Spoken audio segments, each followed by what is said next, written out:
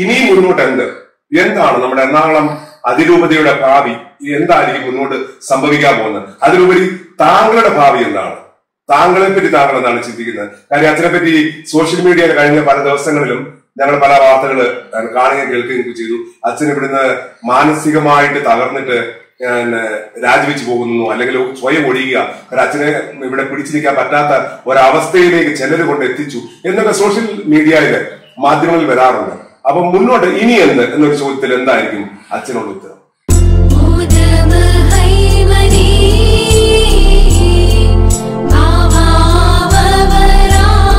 നമസ്കാരം, എല്ലാ മാന്യ പ്രേക്ഷകർക്കും വോയിസ് ഓഫ് ട്രൂത്തിന്റെ ഈ പരിപാടിയിലേക്ക് സ്വാഗതം. നമ്മൾ ഇന്നിവിടെ ചർച്ച ചെയ്യുന്ന വിഷയം എറണാകുളം അതിരൂപതയെ, അതിലുപരി സീറോ മലബാർ സഭയെ ആകമാനം പിടിച്ചുലച്ച ഒരു സംഭവത്തിന്റെ രഹസ്യങ്ങളുടെ ചുരുൾ അഴിക്കുക എന്നുള്ള ഉദ്ദേശ ലക്ഷ്യത്തോടുകൂടി ഞങ്ങൾ ചോദിച്ച വോയിസ് ഓഫ് ട്രൂത്തിന്റെ നേരിട്ടുള്ള ചോദ്യങ്ങൾക്ക് ഫാദർ ആന്റണി പൂതുവേലി പറഞ്ഞ നേരിട്ടുള്ള മറുപടിയാണ് നിങ്ങളുടെ മുൻപിൽ ഞങ്ങൾ ഇപ്പോൾ കൊണ്ടുവരുവാൻ ആഗ്രഹിക്കുന്നത്. 2022 ബസിലിക്ക ദേവാലയത്തിൽ നടന്ന മാരത്തോൺ സാത്താൻ ബലിയർപ്പണത്തിന് പുറകിൽ നടന്ന നിഷ്ഠൂര സംഭവങ്ങളുടെ സത്യാവസ്ഥ എന്താണ്? കാരണം അവിടെ ഫാദർ ആന്റണി പൂതുവേലിയെ അപമാനിക്കത്തക്ക രീതിയിൽ അദ്ദേഹത്തെ വില്ലനാക്കി മാറ്റിയ ചില സംഭവങ്ങൾ ഉണ്ടായി. അതിന്റെ സത്യാവസ്ഥ എന്താണെന്ന് അദ്ദേഹം തുറന്നു പറയുന്ന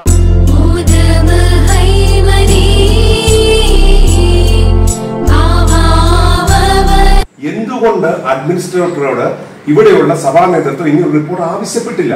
കാര്യം അതിന്റെ പുറകിൽ എന്തെങ്കിലും ഒരു കളികൾ കാണും, അല്ലെങ്കിൽ വിമതരുടെ കളികളോ ഗൂഢാലോചനയോ അല്ലെങ്കിൽ സഭാ നേതൃത്വത്തിൽ തന്നെയുള്ളവർ ആഗ്രഹിക്കുന്നില്ല ഇനി ഇതിനെ ഒരു പോംവഴി വരണമെന്ന്. അങ്ങനെ ഒരു സാധ്യതയുള്ളതായിട്ട് അച്ഛന് തോന്നിയിട്ടുണ്ട്? അതിപ്പോ അത് പറയുകയാണെങ്കിൽ നമ്മുടെ ഈ എറണാകുളം അങ്കമാലി അതിരൂപതയില് ആരാധനാക്രമപരമായ വിഷയത്തെ കുറിച്ചുണ്ടായ പല അനിഷ്ട സംഭവം ഉണ്ടായപ്പോഴും ഇതിന് നേതൃത്വം കൊടുത്ത വൈദികർക്കെതിരെ നടപടിയെടുക്കണമെന്ന് എത്രയോ പ്രാവശ്യം ആലഞ്ചേരി പിതാവിനോടും ആൻഡ്രൂസ് പിതാവിനോടൊക്കെ നമ്മൾ പറഞ്ഞിട്ടുള്ളതാണ്. അപ്പോഴൊക്കെ അവരാരും നടപടിക്ക് എടുക്കുന്നില്ല. ആൻഡ്രൂസ് പിതാവ് തന്നെ എന്നോട് നേരിട്ട് പറഞ്ഞു, ഞാൻ അച്ഛന്മാരോട് നടപടി എടുത്തില്ലെങ്കിൽ പിന്നെ എങ്ങനെയാണ് ഒരു അഡ്മിനിസ്ട്രേഷൻ സ്മൂത്തായിട്ട് കൊണ്ടുപോകാൻ സാധിക്കുക? അപ്പോൾ തുടക്കത്തിലേ തന്നെ ഇതിൻ്റെ മുൻനിരയിൽ നിന്ന് ആളുകളെല്ലാം തെറ്റിദ്ധരിപ്പിക്കുകയും ഇതിനുവേണ്ടി പോരാടുകയും ചെയ്യുന്ന വൈദികർക്കെതിരെ അച്ചടക്ക ലംഘനത്തിന് സഭാ നേതൃത്വം ശക്തമായ നടപടികൾ സ്വീകരിച്ചിരുന്നെങ്കിൽ ഇത് ഒരിക്കലും ഇത്രയും വർഷമാകുമായിരുന്നില്ല. ഇപ്പോൾ ഞാൻ ചില പിതാക്കന്മാരുമായിട്ടും ഈ കാര്യം ചർച്ച ചെയ്തു. അവരൊക്കെ എന്നോട് പറഞ്ഞ കാര്യങ്ങൾ എന്തുകൊണ്ടാണ് ഇപ്പോൾ ഇവിടെ ഉദാഹരണം പറയുകയാണെങ്കിൽ ഇവിടെ ഡിസംബർ 23, 24 തിരുവനന്തപുരം സംഭവം ഉണ്ടല്ലോ. ആ സംഭവം ഉണ്ടാകുമ്പോൾ പിറ്റേ ദിവസം തന്നെ ആ മാരത്തോൺ കുർബാന അർപ്പിച്ച വൈദികരെ നോട്ടീസ് അയക്കേണ്ടതായിരുന്നു എന്ന് എന്നോടൊരു പിതാവ് തന്നെ പറഞ്ഞതാണ്. ഇല്ല, അത് പറഞ്ഞുകൊണ്ട് കാര്യമില്ല, ഇതിന് ആക്ഷൻ നടന്നിട്ടില്ല. അല്ല, ആക്ഷൻ എന്ന് വെച്ചാൽ ഇപ്പോൾ 2022 ഡിസംബർ 23, 24 നടന്ന സംഭവങ്ങളെ പറ്റിയാണ് അച്ഛൻ പറയുന്നത്. ആ സംഭവത്തിന് ഉപോത്ബലമായിട്ട് അച്ഛന് പറയാനുള്ള കാര്യങ്ങൾ, അല്ലെങ്കിൽ ആ സംഭവത്തിന്റെ പേരിൽ അച്ഛനെ വളരെയധികം തേജോവധം ചെയ്യുവാൻ ആളുകൾ ശ്രമിച്ചിട്ടുണ്ട്. താങ്കള് ഈ പറയുന്ന മാരത്തോൺ ബലിയർപ്പണം അല്ലെങ്കിൽ സാത്താൻ ബലി അർപ്പിച്ച ആളുകൾക്ക് നേരെ മുൻപിൽ നിന്ന് അവരെ തടഞ്ഞു, അല്ലെങ്കിൽ അവർക്കെതിരായിട്ട് ബലിയർപ്പണം നടത്തി എന്നൊക്കെ പറഞ്ഞ് താങ്കളെ അപമാനിക്കുവാൻ സോഷ്യൽ മീഡിയയിൽ കൂടി ഈ വിമതർ ശ്രമിച്ചിട്ടുണ്ട്. അതിനെപ്പറ്റി അച്ഛൻ എന്താ പറയാനുള്ളത്? ശരിക്കത് എന്തായിരുന്നു സംഭവം? അച്ഛൻ അവരെ തടയാൻ ശ്രമിച്ചതാണോ, അതോ അവരോട് നിർത്താൻ പറഞ്ഞതാണോ, അതോ ഇവർക്കെതിരെ ഒരു സമരമുറയായിട്ട് അങ്ങ് ബലിയർപ്പണം തുടങ്ങിയതാണോ? എന്താണ് ശരിക്കുള്ള സംഭവം? എന്താ വിശ്വാസികളോട് എന്ത് പറയാനാണ് അച്ഛൻ ആഗ്രഹിക്കുന്നത്? ഞാനിവിടെ ഡിസംബർ 19 അതിന് ചുമതലയേറ്റത്. അതെ. പിന്നെ ഇവിടെ എന്ത് സംഭവിച്ചാലും എൻ്റെ ഉത്തരവാദിത്വം എനിക്കാണ്. ഞാൻ പറയുന്നത് പോലെ ഇവിടെ ഓരോ കാര്യങ്ങളിൽ മുന്നോട്ട് നീങ്ങാവുള്ളൂ. ഈ വൈദികര് ഈ ഡിസംബർ 20 ഞാൻ കുർബാന ചെല്ലാൻ ഒരുങ്ങി ചെന്നപ്പോഴാണ് എന്നെ തടഞ്ഞത്. ആ തടഞ്ഞ ദിവസം മുതൽ ഈ വൈദികര് പള്ളി കൈയടക്കുകയാണുണ്ടായത്. പിന്നെ ഞാനിങ്ങോട്ട് പോന്നു, ഞാൻ എൻ്റെ മുറിയിൽ പോയിരുന്നു. അങ്ങനെയാണ് എന്നെ പിന്നീട് വന്ന് എൻ്റെ മുറി വന്ന് അൽമായരും വന്ന് രാവിലെ വൈകുന്നേരം വന്ന് തുതുക ഭീഷണിപ്പെടുത്തുകയായിരുന്നു. എന്നെ ഇവിടുന്ന് എങ്ങനെയെങ്കിലും വലിച്ച് തലയിടും, ഇവിടുന്ന് കെട്ടി ഇതൊക്കെ ഭയങ്കര ഭീഷണിയായിരുന്നു. ജീവന് തന്നെ ഭീഷണിയായ രീതിയിലാണ് അവരെല്ലാം എന്നോട് ആക്രോശിച്ച് സംസാരിച്ചത്. അപ്പോഴാണ് ഞാൻ ഹൈക്കോടതിയുടെ പ്രൊട്ടക്ഷൻ തേടിയത്. 22-ാം തീയതിയാണ് എനിക്ക് പ്രൊട്ടക്ഷൻ ഓർഡർ ലഭിക്കുന്നത്. ആ 22-ാം ലഭിച്ചതിന് 23-ാം തീയതിയാണ് ഞാൻ കുർബാന ചെല്ലാനായിട്ട് ഞാൻ 2 കൊച്ചന്മാരെ വിളിച്ചു വരുത്തി. ഇപ്പോൾ ഉള്ള കൊച്ചന്മാരല്ല, അതിന് മുമ്പ് ഇരുന്ന കൊച്ചന്മാർ, നിലവിള കൊച്ചന്മാരാണ്. അതൊരു കടുത്ത വിമതരാണ്. അവർ 2 പേരും വിളിച്ചു കൂട്ടി. അപ്പോൾ ഈ താക്കോലില്ല, ഈ പള്ളിയുടെ താക്കോലാരുടെല്ലാം ചോദിച്ചു. ഞങ്ങളുടെ കൂടുതലും പള്ളിയുടെ താക്കോലി വാങ്ങിച്ചു. ഞാൻ പറഞ്ഞു, ഇനി 6 മണിക്ക് എനിക്കൊരു കുർബാന ചെയ്യണം, 6 മണിക്ക് കുർബാന ചെല്ലണം. അപ്പം അതുകൊണ്ട് ഇപ്പോൾ അവിടെ എന്താണ് എന്ത് ശുശ്രൂഷയാണെങ്കിലും ഞാൻ 5 മണി കഴിഞ്ഞ് സ്റ്റോപ്പ് ചെയ്യും. പിന്നെ ഞാൻ വിചാരിച്ചാൽ അവർ ആരാധനയായിരിക്കും നടത്തുമെന്ന് ഞാൻ വിചാരിച്ചത്. അതുകൊണ്ട് എനിക്ക് കുർബാന ചെല്ലാനുള്ള സൗകര്യം ഒരുക്കി കിട്ടണം പറഞ്ഞു. അങ്ങനെ ഞാൻ പറഞ്ഞ് 5:05 ഞാൻ പള്ളിയിലേക്ക് കയറിപ്പോയി. അവിടെ 3 അച്ഛന്മാർ, ഫാദർ സണ്ണി കളപ്പുരയ്ക്കലിൻ്റെ മുഖ്യ കാർമ്മികത്വത്തിൽ ഫാദർ ജോസ് ചൂലിക്കൽ, ഇപ്പോൾ അശോകപ്പള്ളി വികാരി, ഫാദർ ജോസഫ് കുരീക്കൽ, അദ്ദേഹം കോക്കുന്നുപള്ളി വികാരിയായിരുന്നു. അപ്പോൾ ഇവർ 3 പേരും കൂടി അവിടെ കുർബാന തുടങ്ങി. അപ്പോൾ അത് പ്രീ പ്ലാൻഡ് ആയിട്ടുള്ളൊരു കാര്യമായിരുന്നു ഞാൻ മനസ്സിലാക്കിയത്. കാരണം ഞാനാണല്ലോ കുർബാന ചെല്ലാൻ അവകാശി, എന്റെ അനുമതി ഇല്ലാതെയാണ് ഇതിൽ കയറിയിരിക്കുന്നത്. അച്ഛാ, ഒരു ചോദ്യം. കാനോൻ നിയമപ്രകാരം, കാനോൻ നിയമത്തിൽ പറയുന്നുണ്ടല്ലോ, ഒരു ദേവാലയത്തില് അവിടുത്തെ വികാരിയുടെ അനുവാദത്തോടുകൂടി മാത്രമേ മറ്റു വൈദികർക്ക് പരിസ്ഥിതി ബലിയർപ്പണം നടത്താൻ അനുവാദമുള്ളൂ. അദ്ദേഹത്തിന് അനുവാദമില്ലാതെ അതിക്രമിച്ച് ബലിയർപ്പണം നടത്താൻ സാധ്യമല്ല. അപ്പൊ അങ്ങനെ വരുമ്പോൾ ഇവര് ശരിക്കും കാനോൻ നിയമം ലംഘനമല്ലേ അവിടെ നടത്തിയത്? അവര് നിയമം ലംഘിച്ചുകൊണ്ട് തന്നെയാണ് അവിടെ ബലിവേദിയിൽ കയറിയതും കുർബാന അർപ്പിച്ചതൊക്കെ. അവരുടെ ഒരേ ഒരു ഉദ്ദേശം എന്നെ കുർബാന അർപ്പിക്കുന്നതിനെ തടയുക എന്നുള്ളതായിരുന്നു ആദ്യത്തെ ഉദ്ദേശം. രണ്ടാമത്തേത് 24-ാം തീയതി രാത്രിയിൽ ആലഞ്ചേരി പിതാവോ ആംബുസ് പിതാവോ കുർബാന അർപ്പിക്കാൻ വരും, പകര കുർബാന അർപ്പിക്കാൻ വരും. അപ്പം അതുവരെ ഈ കുർബാന തുടരുക, അവരെ പ്രവേശിപ്പിക്കാതിരിക്കുക, അവരെ തടയുക എന്നതുകൂടി അവരുടെ ഉദ്ദേശമായിരുന്നു.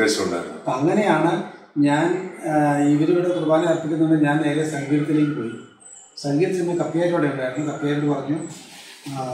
കപ്പിയാരോട് പറഞ്ഞു ഞാൻ വരുന്നതിന് മുന്നേ അച്ഛന്മാരെല്ലാം ഒരുക്കി പള്ളി കുർബാന കയറി പറഞ്ഞു. അപ്പോൾ ഞാൻ പറഞ്ഞു, എന്നാൽ ഈ കുർബാന കഴിഞ്ഞ അടുത്ത കുർബാന ഞാൻ ചെയ്യും, അതിനുവേണ്ട ഒരുക്കങ്ങളൊക്കെ ചെയ്യണമെന്ന്. ആ കുർബാന ചൊല്ലി അവസാന വിശുദ്ധീകരണത്തിന് പരിപീഠമേ എന്നുള്ള പ്രാർത്ഥന ചൊല്ലിക്കൊണ്ടിരിക്കുമ്പോൾ ഞാൻ വെസ്റ്റ് ചെയ്ത് പള്ളിയിൽ അന്തർബഹയിലേക്ക് കയറി. ആചാരം ചെയ്തപ്പോൾ എന്നെ കണ്ടുകൂടി അവരടുത്ത കുർബാനയ്ക്ക് പിതാവിന്റെയും പുത്രന്റെയും പരിശുദ്ധാത്മാവിനെ വെച്ചു. അപ്പൊ അച്ഛന് ഇവര് ചെല്ലിയ പരിശുദ്ധ ബലിയർപ്പണം തടയാൻ പോയതല്ല, അച്ഛൻ നേരത്തെ പറഞ്ഞ് ഉറപ്പിച്ചു വെച്ചിരുന്ന ബലിയർപ്പണത്തിന് വേണ്ടി അച്ഛൻ അവിടെ ചെന്നതാണ്. അവകാശപ്പെട്ട ബലിയർപ്പണം ചെന്നതാണ്, അല്ലാതെ തടയാനൊന്നും പോയതല്ല. അപ്പൊ ശരിക്കും അവിടെ തടയപ്പെട്ടത് അച്ഛനെയാണ്. അച്ഛന്റെ ബലിയർപ്പണം അവര് വീണ്ടും തടഞ്ഞു. അതായത് അവർക്ക് അവിടെ ബലിയർപ്പിക്കേണ്ട യാതൊരു അനുമതിയില്ല, അവകാശവുമില്ല. അവർ അനധികൃതമായി അവരെ പ്രവേശിച്ച് പള്ളി കൈയടക്കി അവർ തന്നെ എല്ലാം എന്നെ അവഗണിച്ചുകൊണ്ട് എല്ലാം ഏറ്റെടുത്തുകൊണ്ട് എന്നെ തടയാനാണ് ശ്രമിച്ചത്. ഞാൻ കുർബാന അർപ്പിക്കാതിരിക്കാൻ വേണ്ടിയിട്ടാണ് അവർ എനിക്ക് മുമ്പേ ബലി അർപ്പിച്ചത്, തുടർന്നത്. അപ്പൊ ഞാൻ അവര് ഉടനെ കൈവീശിങ്ങനെ പറഞ്ഞു, എൻ്റെ അനുമതിയില്ലാതെ നിയമവിരുദ്ധമായി നിങ്ങൾ അർപ്പിക്കുന്ന ബലിയാണ്, അതുകൊണ്ട് നിങ്ങൾ സ്റ്റോപ്പ് ചെയ്യണമല്ലോ. അപ്പൊ അച്ഛൻ അവരെ പറഞ്ഞ് മനസ്സിലാക്കാനാണ് ശ്രമിച്ചത്. അപ്പം അച്ഛൻ മനസ്സിലാക്കാൻ ശ്രമിച്ചതിന് അച്ഛൻ തടഞ്ഞു എന്നുള്ളൊരു കുപ്രചാരണം നടത്തി, വ്യാഖ്യാനം നടത്തി വിമതൻ. അത് വളരെ ബുദ്ധിപരമായ നീക്കമാണ് അവർ നടത്തിയത്. അപ്പൊ ഞാൻ ഇത്ര ഇങ്ങനെ കൈ ഉയർത്തി കാണിച്ചത്, നിയമവിരുദ്ധമായി എന്റെ അനുമതി കൂടാതെ നിയമവിരുദ്ധമായി നിങ്ങൾ അർപ്പിക്കുന്ന ബലിയായതുകൊണ്ട് നിങ്ങൾ സ്റ്റോപ്പ് ചെയ്യാൻ പറഞ്ഞു. അത് സ്റ്റോപ്പ് ചെയ്തില്ല. അപ്പോഴേ ഞാൻ അതിൽ പ്രയാസപ്പെട്ട് ഞാൻ അവിടെ തന്നെ നിന്നു. അപ്പൊ ഇവരുടെ ഈ നിലപാടില് മനസ്സിൽ വിഷമം പറ്റുകയും അവർക്ക് വേണ്ടി പ്രാർത്ഥിച്ച് ഞാൻ അവിടെ നിലകൊണ്ടു. ഈ കുർബാന കഴിഞ്ഞെങ്കിലും അവർ എനിക്ക് അവസരം തരുമെന്ന പ്രതീക്ഷയോടെ ഞാൻ അവിടെ തന്നെ നിന്നു. ഞാൻ അവർ തടയാൻ വേണ്ടിയല്ല, ആ ഒരു മാനസിക അവസ്ഥയിൽ ഞാൻ അവിടെ നിന്നുപോയി. അങ്ങനെ നിന്ന് ആ കുർബാന തീർന്നു കഴിഞ്ഞ ഉടനെ അവർ അതിൻ്റെ മെയിൻ കാരണം മാറി വേറെ അച്ഛന്മാർ വന്ന് അവർ പിന്നെയും കാരണം വന്നു. ആ കുർബാന കഴിയുന്നവരെയും ഞാൻ തരാൻ വേണ്ടിയില്ല. ആ കുർബാന കഴിയുന്നവരോട് തന്നെ ഞാൻ ആദ്യമേ ചെന്നപ്പോൾ കുർബാന ചെല്ലിക്കൊണ്ടിരുന്ന സണ്ണി കളപ്പുരയ്ക്കൽ അച്ഛൻ സുവിശേഷ വായന കഴിഞ്ഞിട്ട് എന്നെ വ്യക്തിപരമായി ആക്ഷേപിച്ചുകൊണ്ട് പ്രസംഗിച്ചുകൊണ്ടിരുന്നു. സുവിശേഷ പ്രസംഗമാണെന്ന് ഓർത്തോ, ഞാൻ അച്ഛൻ്റെ തൊട്ട് മുമ്പിൽ നിൽക്കുന്നു. സുവിശേഷത്തെക്കുറിച്ചല്ല പറയുന്നത്. ആന്റണി പൂതവേലിൽ എന്നുള്ള എറണാകുളം അങ്കമാലി അതിരൂപതയിലെ അച്ഛനെ സ്വഭാവഹത്യ നടത്തുകയായിരുന്നത്.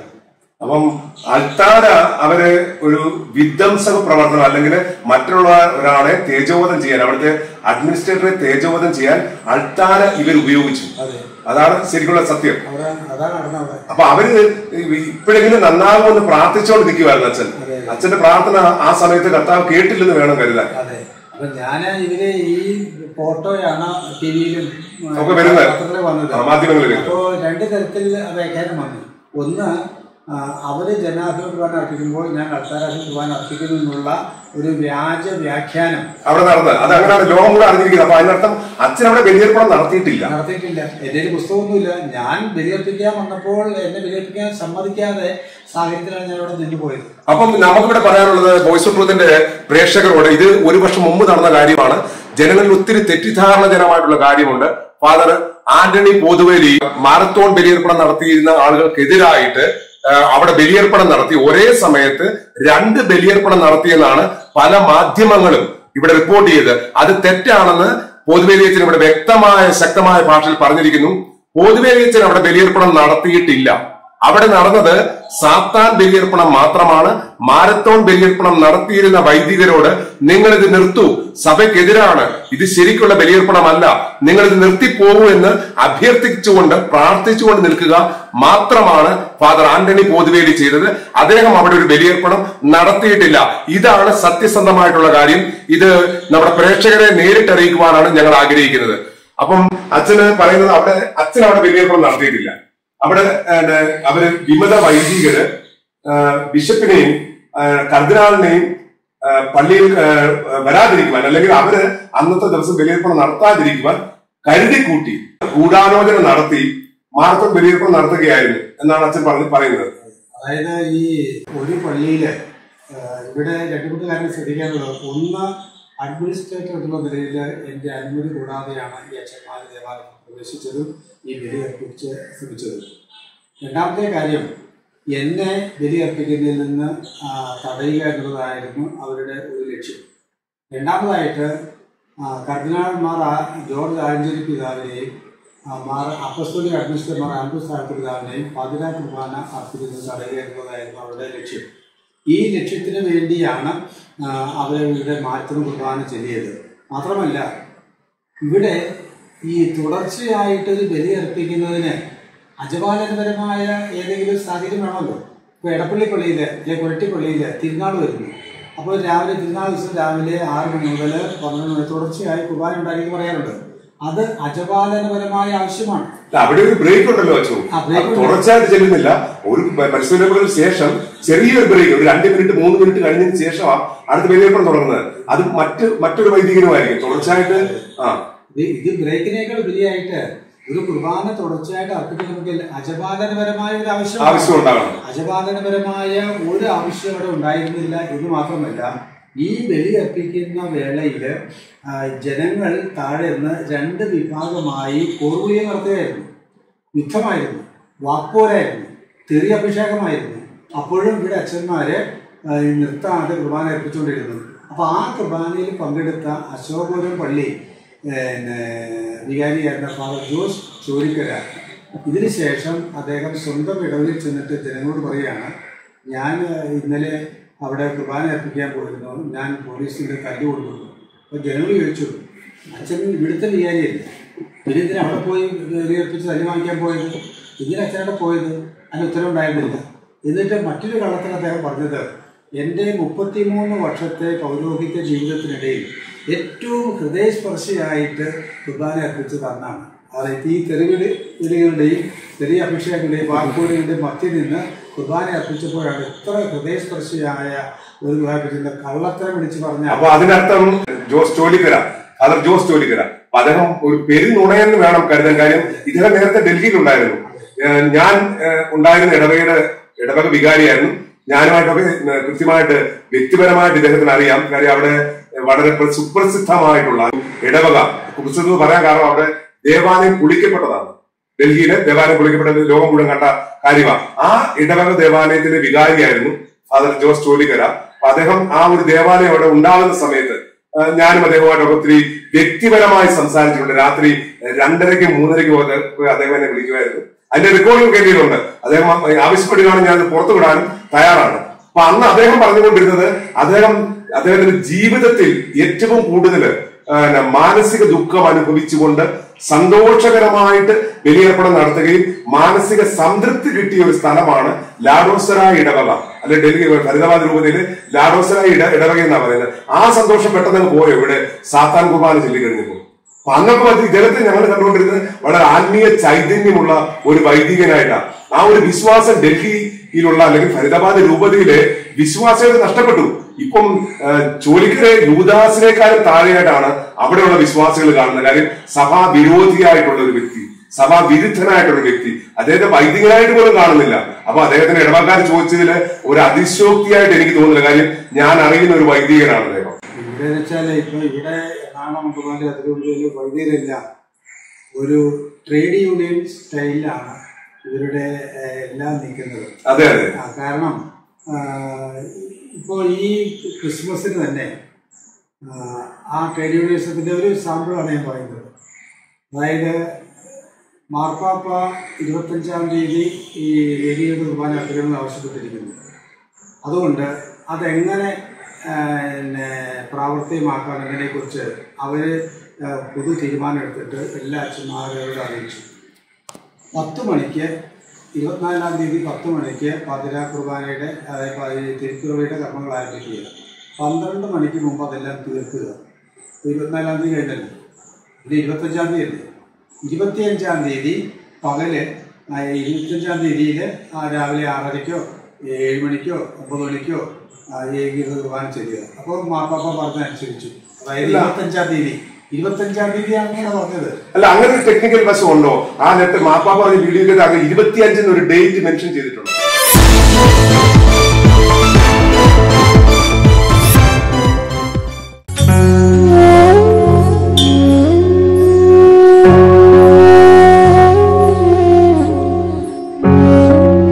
ഫാദർ ആന്റണി പോതുവേലി, നമ്മുടെ സെന്റ് മേരീസ് ബസിലിക്ക വികാരി, സ്വയം പറയുന്നത് അദ്ദേഹം എറണാകുളം രൂപതയുടെ വൈദികനാണ്, സിനഡിനോടൊപ്പം നിൽക്കുന്ന വ്യക്തിയാണ്. അദ്ദേഹം പറയുന്നത് അദ്ദേഹം കൂടി ഉൾപ്പെട്ട ഇവിടുത്തെ വൈദിക വൃന്ദം ഗ്രൂപ്പ് അവരുടെ ഇടയിൽ ഒരു ഗൂഢാലോചന നടന്നു, ജനങ്ങളെ ഭയപ്പെടുത്തുക. കാരണം ഇവിടെ ഒരു ആയുധം കാണിച്ചല്ല ജനങ്ങളെ ഭയപ്പെടുത്തുന്നത്, പരിശുദ്ധ ബലിയർപ്പണം കാണിച്ച് ജനങ്ങളെ ഭയപ്പെടുത്തുക. ഇത് ലോകത്തൊരിടത്തും നടക്കാത്ത വളരെ വലിയ ഒരു അത്ഭുത തന്ത്രമാണ് എറണാകുളത്ത് നടക്കുന്നത്. ജനങ്ങളെ ഭയപ്പെടുത്തി പരിശുദ്ധ ബലിയർപ്പണത്തിൽ നിന്ന് ഓടി ഒളിക്കാൻ അവരെ പ്രേരിപ്പിക്കുക.